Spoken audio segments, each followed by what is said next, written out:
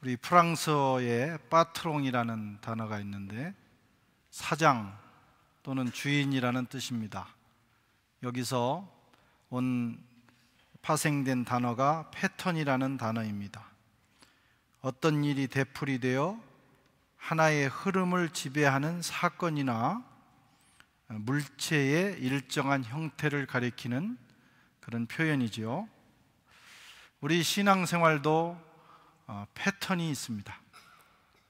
일정하게 반복되는 지배적인 흐름, 이것을 영적 패턴이라고 이름 붙일 수 있겠습니다. 오늘 본문은 하나님의 약속이 아브라함의 삶에 그리고 성도의 삶에 이루어져 가는 패턴이 기록되어 있습니다. 100% 이대로 이루어지는 건 아니지만 일반적으로 하나님의 역사는 이런 패턴을 따라 간다고 볼 수가 있어요. 먼저 아브라함은 하나님의 약속을 받았습니다. 하나님의 약속을 먼저 받아야 된다 하는 것입니다. 조카 롯에게 땅의 선택권을 양보한 아브라함에게 하나님께서 놀라운 축복을 약속하셨습니다. 15절과 17절 같이 읽겠습니다. 보이는 땅을 내가 너와 내 자손에게 주리니 영원히 이르리라. 너는 일어나 그 땅을 종과 행으로 두루 다녀보라. 내가 그것을 너희에게 주리라. 아멘. 아브라함은 통 큰 양보를 했습니다. 그랬더니 하나님께서 더 큰, 그것과는 비교할 수 없는 축복을 허락하신 겁니다. 아브라함은 하나님의 약속, 그 축복의 약속을 먼저 받고 그 약속을 붙들고 이제 새로운 삶을 시작하게 되었습니다. 여러분, 하나님의 약속은 기적의 시작입니다.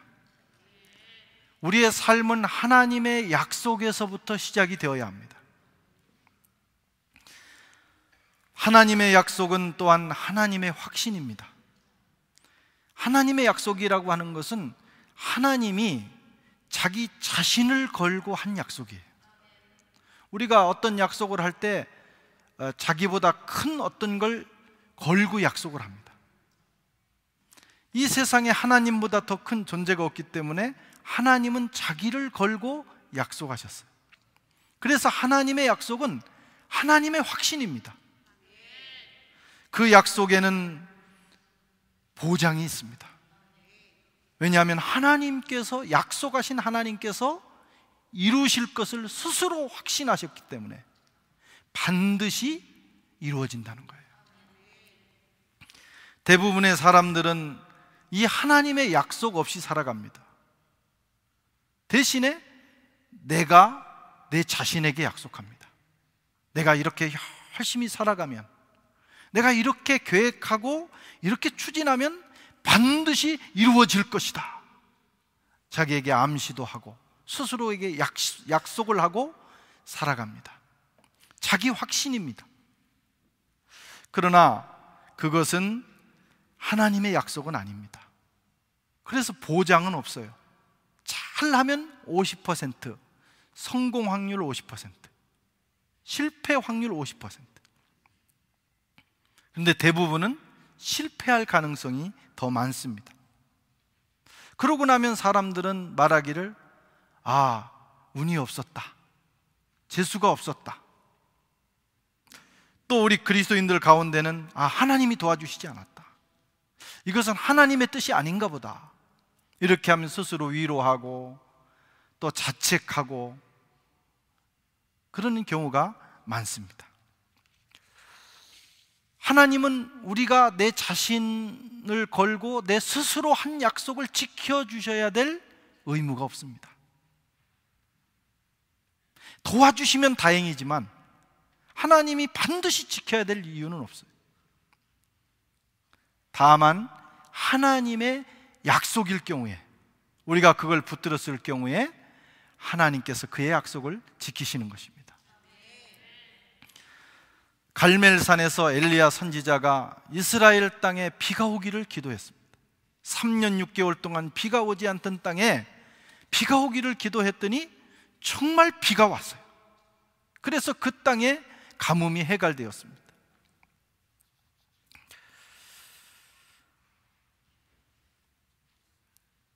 어떻게 그런 일이 일어났습니까? 엘리야의 기도발이 워낙 센 분이니까 그분이 그렇게 기도해서 일어난 겁니까? 아닙니다.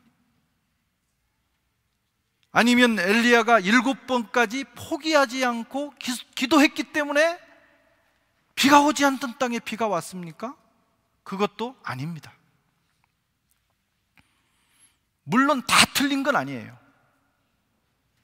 엘리야는 영역이 있는 사람이에요. 소위 말하면 기도발이 센 사람이에요. 엘리야는 끝까지 기도한 사람입니다. 그러나 그것만 가지고는 엘리야가 이 땅에 이제는 비가 와야 되는데 내가 이렇게 기도하면 비가 올 거야, 그래서 비가 온 게 아니라는 거예요. 그의 기도도 중요하고 끝까지 하는 기도도 중요했지만 더 중요한 것은 그가 기도하기 전에 그는 하나님의 약속을 받았어요. 열왕기상 18장 1절을 같이 읽겠습니다. 많은 날이 지나고 제3년에 여호와의 말씀이 엘리야에게 임하여 이르시되 너는 가서 아합에게 보이라. 내가 비를 지면에 내리리라. 이 약속을 받고 그 약속을 붙들고 기도한 거예요. 엘리야가 열심히 기도해서가 아닙니다. 능력이 있어서가 아닙니다. 하나님의 약속이 있었기 때문이에요. 여러분, 우리는 무슨 일을 시작하기 전에 하나님의 뜻을 물어야 합니다. 하나님이 원하시는 일인지, 다윗처럼 전쟁에 나가야 되는지, 어떤 판단을 해야 되는지 하나님께 묻고 그분의 대답을 듣고 출발하면 인생이 안전해요. 우리는 2번, 3번 반복해서 같은 실수는 할 수 없어요. 인생은 짧아요. 그냥 지나가 버립니다. 하나님께 묻고 가는 것이 지혜로운 거예요. 하나님의 약속을 받고 여러분, 하나님의 확신을 받아야 돼요. 그것이 첫 단추입니다. 그러면 이미 반은 간 것입니다. 어떻게 하나님의 약속, 하나님의 확신을 받을 수 있을까? 그것은 성경을 읽는 일이에요. 예.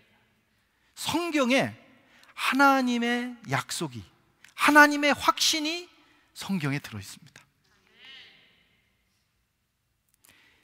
우리에게 필요한 일반적인 확신이 다 그 안에 들어있어요. 그래서 성경을 부지런히 읽는 사람은 인생이 실패할 확률을 줄이는 거예요. 왜냐하면 누구보다도 하나님의 확신, 하나님의 약속을 알기 때문입니다. 기도해야 합니다. 우리가 하나님 앞에 성경을 읽고 그 다음에 기도하다 보면 하나님께서 그 말씀을 깨닫게 해주시고 삶에 적용할 수 있는 지혜를 주셔요. 그래서 때로는 어떤 문제를 놓고 기도할 때 하나님 뜻이면 하나님께서 마음에 확신을 주십니다. 너무 마음에 기쁨이 일어난다든가 마음에 엄청난 내 스스로 자신 있게 살아야지 이런 게 아니고 기도하다 보면 정말 자신감이 와요. 막 간이 부을 정도로 그런 자신감을 하나님 주셔요. 기도 중에. 그런 시간을 가지고 출발하는 사람은 늦은 것 같지만, 막 서둘러 인생을 사는 사람보다 늦은 것 같지만 그렇지 않습니다. 왜냐하면 하나님께서 그 인생을 보장하시기 때문입니다. 저와 여러분들에게 그런 역사가 있기를 바랍니다. 너무 성급하지 마시고 어떤 일을 결정하고 출발할 때 많이 기도하고 주님의 뜻을 묻는 시간을 가지셔야 돼요. 2번째 패턴은 바라보아야 한다. 14절 15절을 같이 읽겠습니다. 롯이 아브람을 떠난 후에 여호와께서 아브람에 이르시되 너는 눈을 들어 너 있는 곳에서 북쪽과 남쪽 그리고 동쪽과 서쪽을 바라보라. 보이는 땅을 내가 너와 내 자손에게 주리니 영원히 이르리라. 아멘. 사람이 눈을 어디에 두고 사느냐가 참 중요하거든요. 내 고개를 숙이고 눈을 바닥에 두면 내 발이 보이고 사방으로 몇 미터 정도만 보입니다. 그게 다인 줄 알고 살아가요, 그런 사람들. 우리가 인생을 살아가면서 그런 경우가 많아요. 그저 내 앞에 있는 문제, 아침에 일어나서 그날 해결해야 될 문제. 그러니까 맨날 열받고 맨날 짜증나고 그러는 거예요. 맨날 두렵고. 왜? 내 앞에 그런 문제들이 산재되어 있거든요. 그래서 그 문제에 파묻혀 살다가 인생이 그 반경에서 끝나는 것입니다. 그런데 오늘 하나님께서 아브라함에게 말합니다. 말씀하십니다. 눈을 들어. 고개를 들어야 됩니다. 이렇게 하고 있으면 눈을 뜨고 있어도 그것만 보이는 거예요. 고개를 들면 여러분 3, 4m 반경이 아니라 우주가 보입니다. 한 세계가 보이고 저 먼 미래가 보이는 거예요. 그게 고개를 들어야, 성도는 고개를 들어야 됩니다. 고개를 들어 보이는 그 땅을 다 너에게 주리라. 아멘. 하나님의 약속, 하나님의 계획은 우리가 상상하는 것보다 훨씬 큽니다. 저와 여러분들을 향하신 하나님의 계획은 훨씬 커요.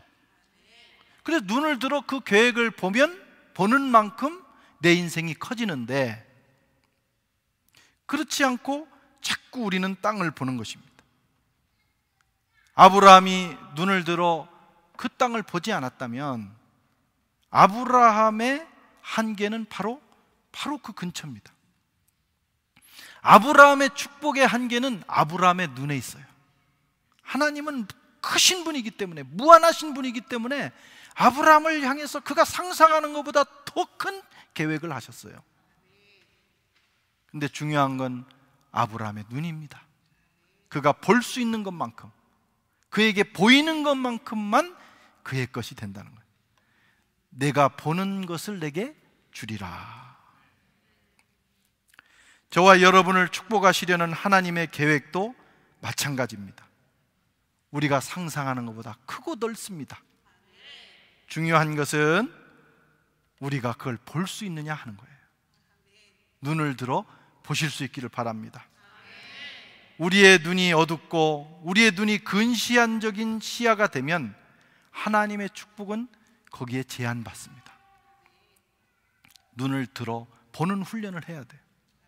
자꾸 우리는 고개가 떨어집니다. 그래서 매일 조금만 우리가 생각을 안 하면 매일 아침 일어나서 그날 일어나는 일들만 보고 거기에 파묻혀요. 그래서 기도해야 됩니다. 아침에 일어나서 하나님과 대화하고, 하나님께서 오늘 하루 나를 위해서 계획하신 것이 무엇인지 묻고 고개를 들어서 바라보셔야 돼요. 지금 이 자리가 다가 아닙니다. 내가 생각하는 지금 이것이 전부가 아닙니다. 그보다 더 놀라운 계획이 저와 여러분을 위하여 준비되어 있어요. 오늘 고개를 들 수 있기 바랍니다. 이게 영적인 삶이에요. 여기 프랑스에 유학까지 온 분들이 유학 와가지고 그래도 내 인생을 도전한 거 아닙니까? 그런데 모여가지고 오늘 친구하고 열받은 거 생각하면서 하루 다 보내고, 오늘 만날 사람 생각하면서 스트레스 받고, 그러다가 시간 다 보내면 어떡합니까? 날마다 주님의 말씀을 믿고 고개를 들어서, 지금 오늘 현실은 힘들지만 하나님 나를 위해서 정말 귀한 걸 예비하셨구나. 그걸 자꾸 보면 오늘 일어나는 일들을 극복할 수 있어요. 이건 아무것도 아니다 이거죠. 눈이 중요합니다. 눈이 열려야 합니다. 곰브리지가 쓴 서양 미술사를 보면 이 예술가들에게 제일 중요한 것이 뭐냐? 눈이라고 하는 것을 그는 말해요. 무엇을 보느냐가 중요하다는 거예요. 보는 대로 그리는 겁니다. 그냥 손으로 이 재주가 아니고 더 중요한 것은 그만한 재주는 다 있어요. 무엇을 보느냐. 그래서 고대인들은 자기가 아는 것을 그렸고, 로마 그리스인들은 보이는 대로 그렸고, 그리고 중세인들은 생각하는 것을 그렸다. 말은 다르게 했지만 제가 이걸 해석해 보건대 다 무엇을 보느냐예요. 고대인들은 보는 시야가 제한되어 있었어요. 그래서 그것만 그린 거예요. 그런데 그리스 로마인들은 사물을 정확하게 보는 눈이 열렸어요. 그래서 있는 그대로 그릴 수 있었어요.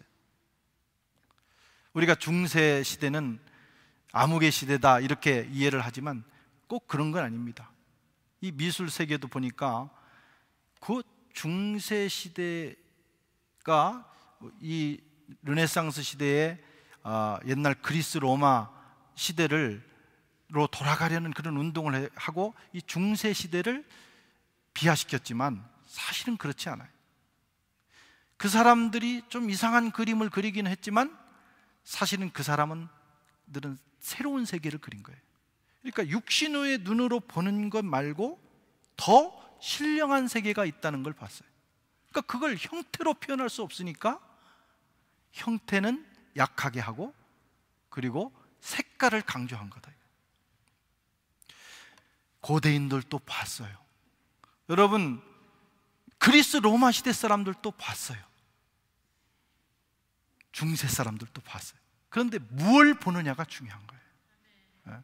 저는 중세가 참 신령한 시대라고 봅니다. 그 사람들은 영적인 세계를 본 거예요. 똑같은 눈을 가지고.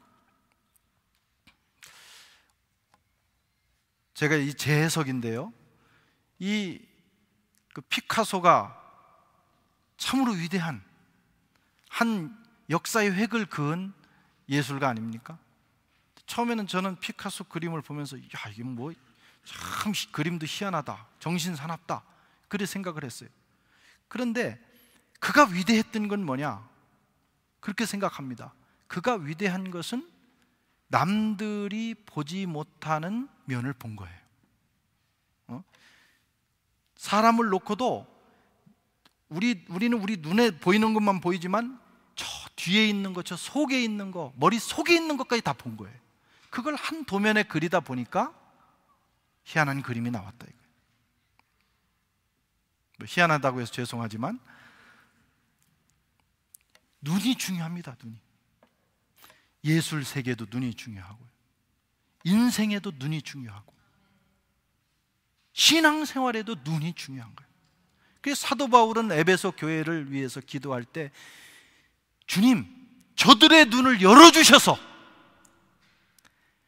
하나님의 능력이 무엇인지, 그들을 위해서 준비한 하나님의 축복이 무엇인지를 보게 하여 주옵소서. 보는 눈이 열리면 여러분 인생이 달라지는 거예요. 눈이 열려질 수 있기를 바랍니다. 고개를 들 수 있기를 바랍니다. 멀리 더 깊은 세계를 보는 사람은 인생이 더 풍성해지는 역사가 있는 것입니다. 그렇게 본 것을 가슴에 담으면 그것이 뭐냐? 비전입니다. 그것이 마음속에 그림으로 그려지면 비전이 되는 거예요. 우리는 비전 그러면 자기가 억지로 뭘 짜내가지고 만들어 놓고 거기에 자기 암시를 걸면 비전이라고 생각합니다. 그건 비전이 아니에요. 그건 잘 이루어지질 않습니다. 그런데 자꾸 눈을 들어서 성령을 의지해서 하나님의 세계를 보다 보면 하나님께서 계획하신 것들이 보이기 시작하는 거예요. 그것을 마음속에 그리면 여러분 그게 비전이 되는 것입니다.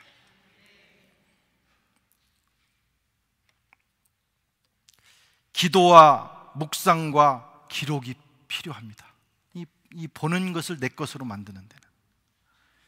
저는 개인적으로 어떤 일을 결정할 때 먼저 기도합니다.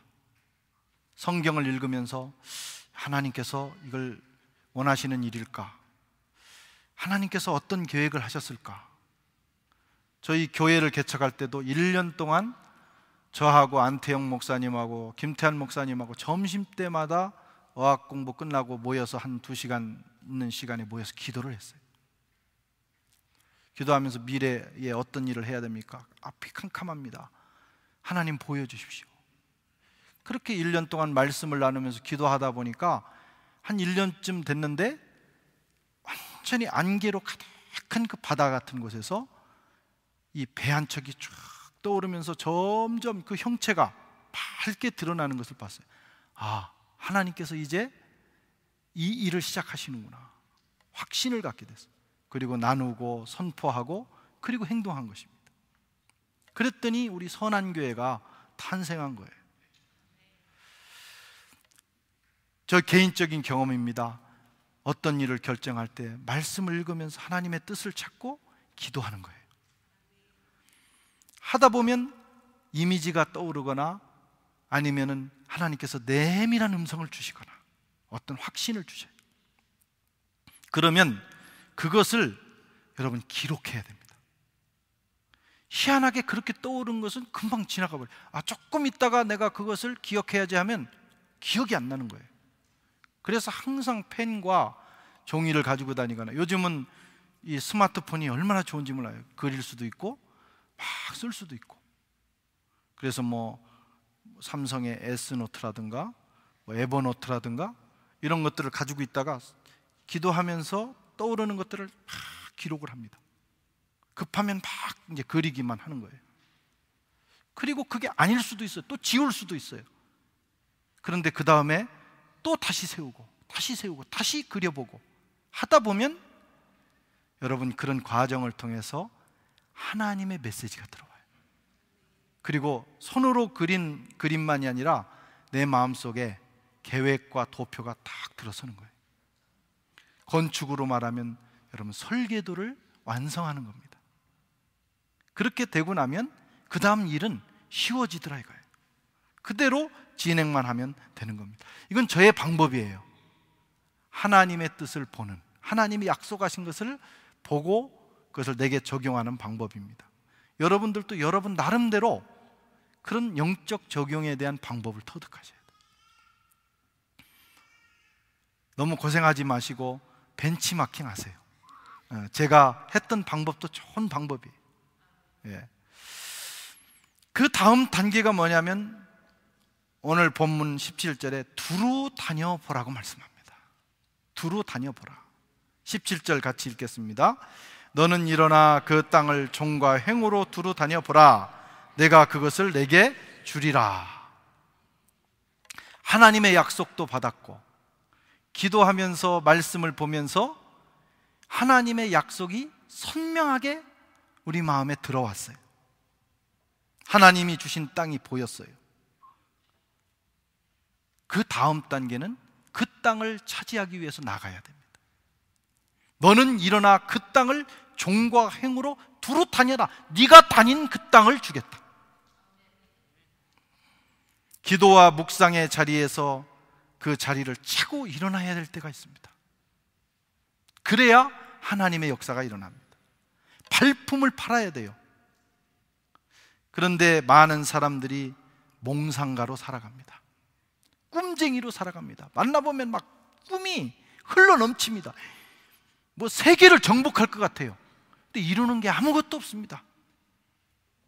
왜냐하면 움직이지 않기 때문이에요. 네가 보는 걸 너에게 주리라, 네 후손에게 주리라, 그렇게만 말씀하지 않았어요. 두루 다녀보라 말이에요. 날마다 꿈꾸는 거 중요합니다. 큰 비전을 갖는 거 중요합니다. 계획하는 거 중요합니다. 그러나 계획만 하면 안 돼요. 설계도만 그리면 안 돼요. 어떤 사람의 인생의 책장에 가보면 설계도가 막 수북합니다. 그런데 하나도 시공을 안 했어요. 꿈만 꾼 거예요. 여러분은 어떻습니까? 어떤 사람은 꿈도 안 꾸는 사람도 있지만 그래도 많은 분들이 꿈을 꿉니다. 계획을 하고 하나님의 뜻을 묻고.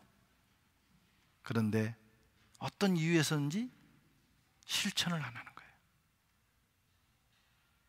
그래서 열매가 없는 것입니다. 믿음으로 나가셔야 돼요. 몽상가들은 아무것도 얻을 수 없습니다. 그저 설계도 그리는 재미만 가지고 있는 사람은 어떤 것도 성취할 수 없습니다. 계속 도면만 그리다가 인생이 끝나요. 나가셔야 돼요. 부지런히 움직이셔야 됩니다.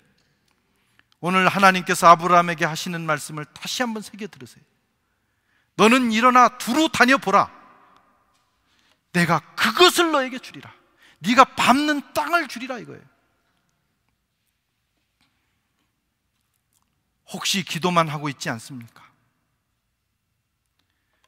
이제 기도 멈추고 움직여 보세요. 물론 기도도 해야 됩니다. 기도도. 꼭 이런 얘기하면 이제 기도는 포기하고 또 움직이기만 하려고 하는, 기도는 기본적으로 하고 말이죠. 꿈만 꾸고 있지 않습니까?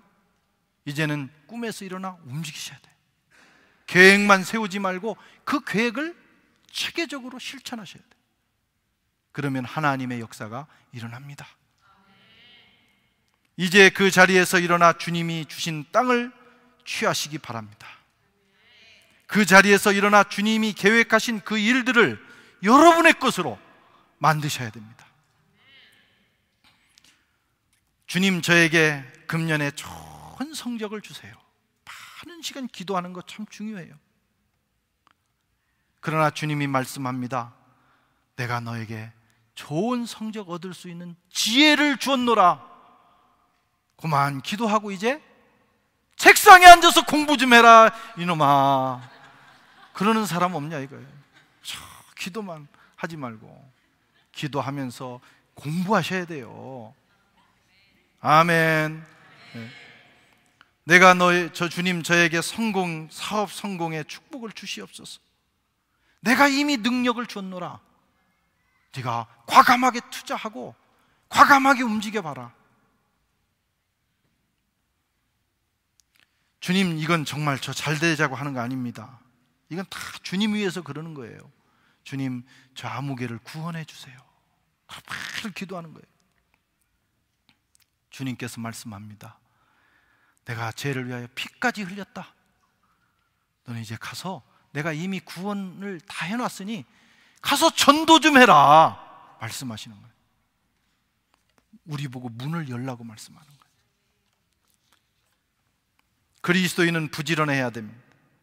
손과 바울이 게으른 자는 하나님의 축복을 취할 수 없습니다. 예수 믿는다고 모든 것이 하나님이 다 은혜로 주시는데 하늘만 쳐다보면 안 된다. 부지런해야 돼. 그것이 하나님이 우리에게 주신 그 축복을 얻는 길입니다. 잠언 13장 4절에 게으른 자는 마음으로 원하여도 얻지 못하나. 아무리 비전이 있고 아무리 소망이 있어도 안 움직이면 하나님이 안 주시는 거예요. 부지런한 자의 마음은 풍족함을 얻느니라. 주님은 게으른 것과 악한 것이 같다고 말씀하셨습니다. 마태복음 25장 읽겠습니다. 그 주인이 대답하여 이르되 악하고 게으른 종아, 나는 심지 않은 데서 거두고 해치지 않은 데서 모으는 줄 내가 알았느냐. 악하고 게으른 종. 게으른 것도 악한 거라는 거예요. 되게 마음 좋은 사람들이 게으릅니다. 너무 좋아가지고. 그게 좋은 게 아니라는 거예요. 성경은 그것도 악한 것의 한 종류라는 거예요. 주님이 주신 시간, 달란트, 기회들을 던져버리기 때문에. 기독 청년들은 열심히 기도해야 합니다. 그리고 열심히 살아야 합니다. 기독 사업가들은 세상 사람보다 더 열심히 봉사하고 기도해야 합니다. 그러나 그들보다 더 열심히 투자하고 여러분 사업에 매진해야 합니다. 그래야 얻습니다. 가정주부들도 열심히 기도해야 하고 더 열심히 가정을 섬겨야 합니다. 직분자들도 열심히 기도하고 열심히 봉사해야 해요. 그래야 생명의 열매가 맺혀지는 것입니다. 손과 발이 게으른 자는 그 어떤 것도 얻을 수 없습니다. 팔딱팔딱 해야 돼. 막 보기에 답답하면 안 됩니다. 답답한 인생이 있어요. 보면 막 숨이 팍 막혀. 인생도 짧은데. 물론 쉴 때는 쉬지만 딱 어떤 일이 딱 벌어졌을 때는요 막 그냥 정말 기원해야 돼요. 답답하면 인생이 답답해지는 거예요. 부지런히 불이 나게 일이 결정되면 움직여야 되는 거예요. 아멘. 그래도 한국 사람들은 우리나라 사람들을 그래도 하나님 이 시대에 이렇게 쓰시는 것은, 옛날에는 뭐 땅 파먹고 살 때는 자원도 없고 뭐 거기서 파봐야 뭐 얼마나 파겠어요. 근데 이제 성질이 좀 급하니까 우리가 막 팔딱팔딱하고 막 빨리빨리 하다 보니까 이 시대에는 많은 걸 거둘 수 있는 기회가 온 거예요. 21세기를 위해서 우리 한국 사람들을 부르셨는데,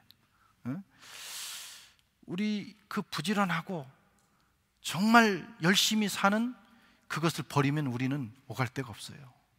우리가 가진 게 뭐가 있습니까?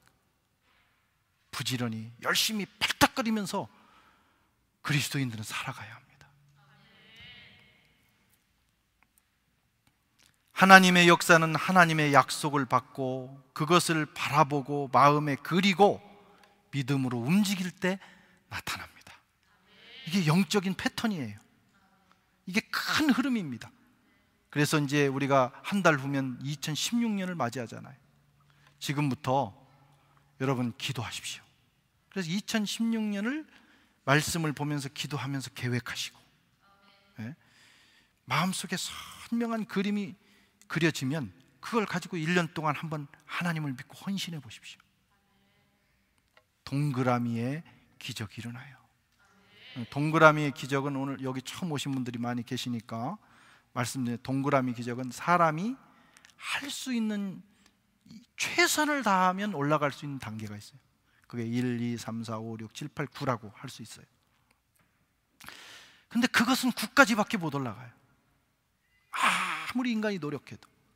그런데 하나님께서 뒤에 동그라미, 이걸 은혜라고 합니다. 하나를 쫙 붙여주시면 10배, 2개를 붙이시면 100배, 3개를 붙이면 1000배.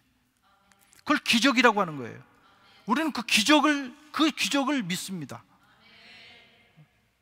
그러나 최선을 다해야 돼. 하나도 안 하고 동그라미만 가지고 있으면 여기에 아무리 1000개를 붙여도 제로예요. 그러니까 우리에게 주신 시간과 에너지를 가지고 최선을 다해 살아야 돼요. 그리고 하나님의 은혜를 구하면 하나님께서, 여러분 하나만 붙이셔도 그냥 인생이 괜찮습니다. 내년도 2016년을 오늘 이 말씀을 기억하면서 그렇게 계획하셔서 놀라운 역사가 저와 여러분의 있기를 축원합니다.